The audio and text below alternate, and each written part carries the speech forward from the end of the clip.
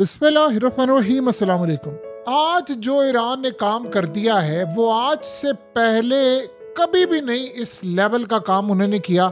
Iran ने Israel की northern cities पर, तिल अवीव नहीं, हाइफा नहीं, ये चीज़ें नहीं, दूसरे शहरों में जहां पर लोग भाग भाग कर जा रहे वहां पर ड्रोन से हमला किया है और हैरान कुन तौर पर सारे ही ड्रोन जाकर निशाने पर हिट हुए हैं और इतनी तबाही उन्होंने वहां पर मचा दी है, इतनी ज़्यादा तबाही मचा दी है कि कई शहर इस वक्त लर्ज उठे। और हैरान कर देने वाली बात यह है कि अमेरिका, बरतानिया और इन सब के नए डिफेंस सिस्टम जो इंस्टॉल हुए हैं उसके बावजूद, पहले तो चले आप ये कहते थे कि मिसाइल आकर लगे हैं, अब आप ज़रा मनाजिर देखिए मुख्तलिफ शहरों के, तिल अवीव, हाइफा से बाहर निकले, उनको देखें हर जगह।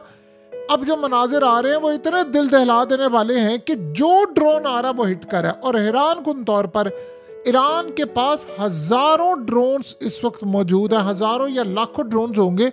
और वो ड्रोन्स कैसे उड़ते हैं? पहले तो ये था कि वो ड्रोन्स उड़ते थे और सिस्टम में जाकर हिट होते थे, अब उनका सिस्टम दे गया जवाब। तो अब ये जो ड्रोन्स है वो जाकर इतनी बुरी तरह हिट कर रहे हैं जिसका आप और हम तसव्वुर भी नहीं कर सकते कि किस तरह जाकर उन्होंने हिट करना शुरू कर दिया है।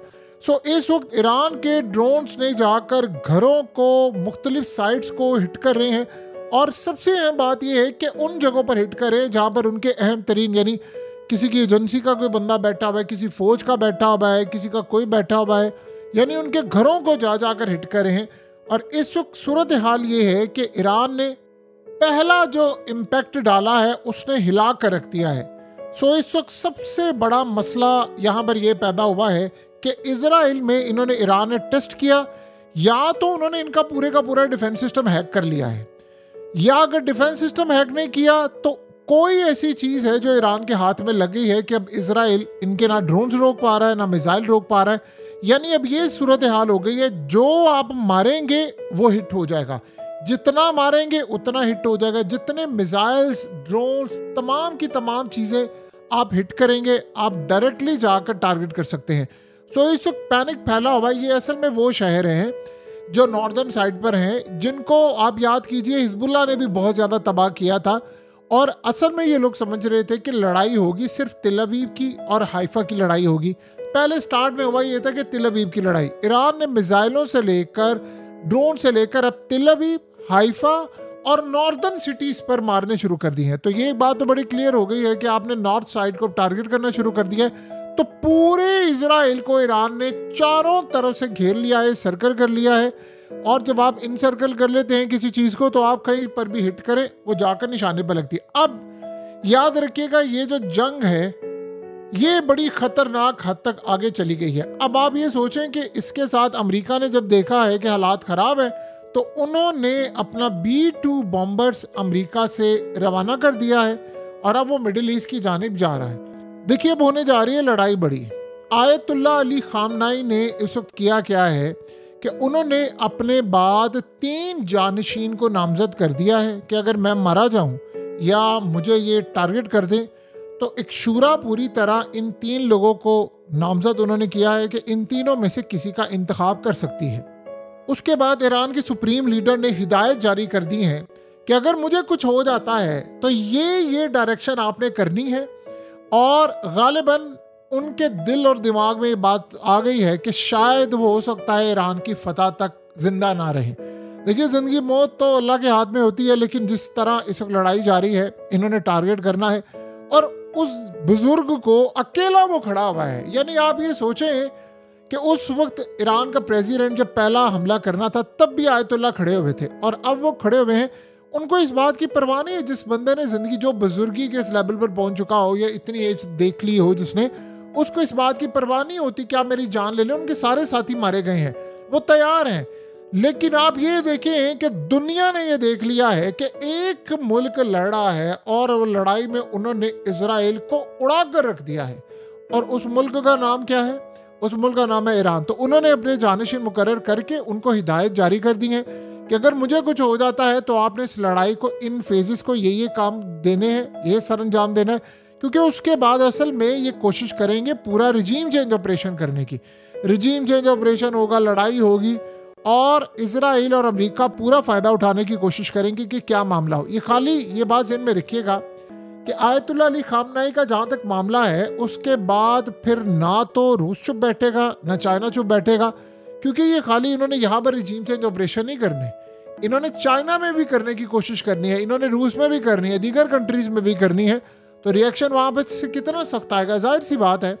इस वक्त आप ये नहीं बता सकते कि किन गद्दारों ने मुखबरी की हुई है आयतुल्लाह की लोकेशन की और कहाँ पर क्या सूरत हाल है, किसी को नहीं पता।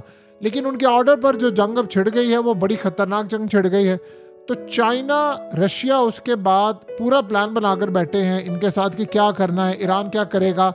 ये असल में चाह रहे हैं, जो इनका प्लान है कि हमने अगर इनको हिट कर दिया तो ये जो अब नए ड्रोन्स की लहर आई है, ये जो सारी लहर आकर हम पर हिट हो रही है, ये लहर असल में बंद हो जाएगी। लेकिन ये लहर बंद नहीं होने वाली, ये बड़े पैमाने पर लड़ाई अब जारी होनी है। क्योंकि एक बात ध्यान में रखिएगा, ये बात अब सबको पता चल गई है कि इन्होंने इसके बाद पाकिस्तान की तरफ भी आना है, इन्होंने इसके बाद रशिया की तरफ भी जाना है, चाइना की तरफ भी जाना है। तो हर किसी को जब आप टारगेट करने के लिए जा रहे हैं तो आप जाहिर सी बात है बड़े पैमाने पर एक लड़ाई लड़े हैं। इस वक्त सबसे बड़ा मसला ये है कि आप ये सोच रहे हैं कि आयतुल्लाह के बाद अगर ये जंग ख़त्म हो जाती है तो उन्होंने हिदायतनामा मुकम्मल तौर पर जारी कर दिया है कि हमने क्या करना है क्या नहीं करना। देखिए, जो न्यूक्लियर साइंटिस्ट हैं उनको वो मार रहे हैं, जितना हो सकता है वो मार रहे हैं, चाहे वो ईरान के अंदर हो या किसी और जगह पर हो। तो ईरान उसका दे रहा है भरपूर जवाब। अब सारी नज़रें असल में है डोनाल्ड ट्रंप पर। डोनाल्ड ट्रंप इतनी बड़ी मक्कारी का खेल खेल रहा है, आप यहाँ से अंदाज़ा करें ना कि वो पूरी तरह टाइम गेन कर रहा है। सिर्फ वो असेस कर रहा है कि मैं कहाँ पर हम पेनिट्रेट कर सकते हैं, ईरान के साथ क्या करना है। और असल में वो तैयारी ये कर रहे हैं कि अगर हमने ईरान के सुप्रीम लीडर को मार दिया तो ये किस तरह हमला करेंगे। देखिए, अभी आप सूरत हाल अगर देखें तो सुबह हमला हो रहा है, दोपहर को हमला हो रहा है और शाम को हमला हो रहा है। ईरान नहीं रुक पा रहा, ईरान किसी सूरत नहीं अब रुकेगा और उनकी बका का मसला है। इन्होंने इसके बाद ईरान को कई हिस्सों में तकसीम करने का प्लान बनाया हुआ है। तो जब ये सूरत हाल है तो दुनिया की बाकी फोर्सेस एक्टिवेट होंगी। आपको पता है विक्टर गाओ ऑलरेडी ये बात कह चुका है कि अगर इन्होंने अमेरिका को साथ में लाया, अमेरिका जंग में कूदा, तो बाकी ताकतें भी आ जाएंगी फिर ईरान के साथ, फिर वो वहाँ तक रुकने नहीं वाली।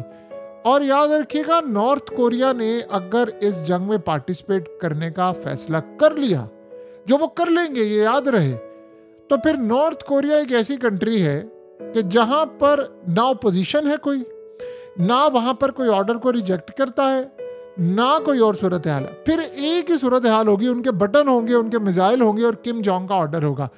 वैसे तो किम जोंग ने बहुत सारे मामला अपने मुल्क में यानी काफ़ी दबाव में रखे हुए हैं, चीज़ें ख़राब हैं।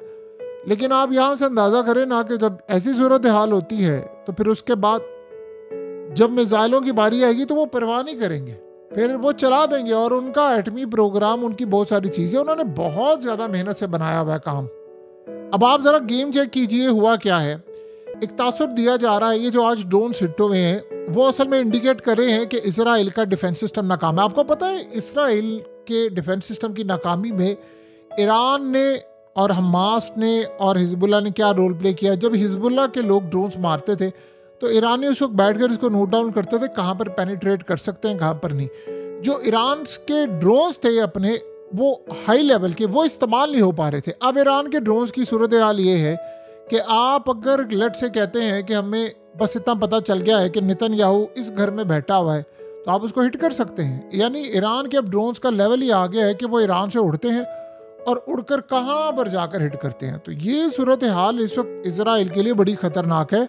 और वो ये समझ रहे हैं कि हमें अब इन्होंने चारों तरफ से घेर लिया है, हमें टारगेट करना शुरू कर दिया है। और अमेरिका को वो कह रहे हैं कि आओ तुम पार्टिसिपेट करो। अमेरिका दुनिया को दिखाने के लिए कह रहा है कि जी मैं अभी टाइम लूँगा, मैं कुछ वक्त लूँगा, फिर मैं बताऊँगा। असल में झूठ बोल रहे हैं, ना इन्होंने कोई टाइम लेना है, ना इन्होंने कुछ बताना है। ये सिर्फ टोटली इंतज़ार कर रहे हैं इस बात का कि कब हम अटैक करें, कब हमें ग्रीन सिग्नल पूरी का पूरा मिले और उसके बाद ये चढ़ दौड़ें, क्योंकि उसके बाद के कॉन्सिक्वेंसेस बड़े ख़तरनाक है। देखिए, अगर तो आयतुल्लाह को इन्होंने मार दिया, ये बात आप जेहन में रखिएगा, या ईरान की सुप्रीम लीडर को नुकसान पहुंचाया, आज आप ये बात अच्छी तरह समझ लें। हमने आज तक जितने लोग इस वक्त दुनिया में जिंदा हैं, उन्होंने आज तक इतनी भयानक आग नहीं देखी होगी जो लग जाएगी। अमेरिका बचेगा नहीं, ये नहीं बचेगा, क्योंकि ना इस दफ़ा फिर रूस उनको छोड़ेगा, क्योंकि वो खुलकर आ जाएंगे। अगला नंबर फिर उनका है ना। तो इसलिए न रूस ने छोड़ना है, न चाइना ने छोड़ना है, और ईरान ने फिर तमाम मिसाइलों की हद पार कर देनी। इसराइली समझता है कि जी, वो कह भी चुके, आपको पता नेतन्याहू ने कहा था कि मैं बस जैसे ही आयतुल्लाह को मार देंगे तो हम उसके बाद अपना सारे का सारा मामला क्लियर हो जाएगा और ये जंग खत्म हो जाएगी। ये जंग असल में वहां से शुरू होगी और फिर कितनी खतरनाक होगी, कौन कौन सा मुल्क उसकी लपेट में आएगा, क्या सूरत हाल होगी, ये तो आने वाला वक्त बताएगा। लेकिन एक बात हमें अच्छी तरह पता चल गई है, लड़ाई उरूज पर होने वाली है। इसमें कौन रगड़ा जाएगा, क्या मामला होगा। ईरान फिलहाल लीडिंग पोजीशन पर है।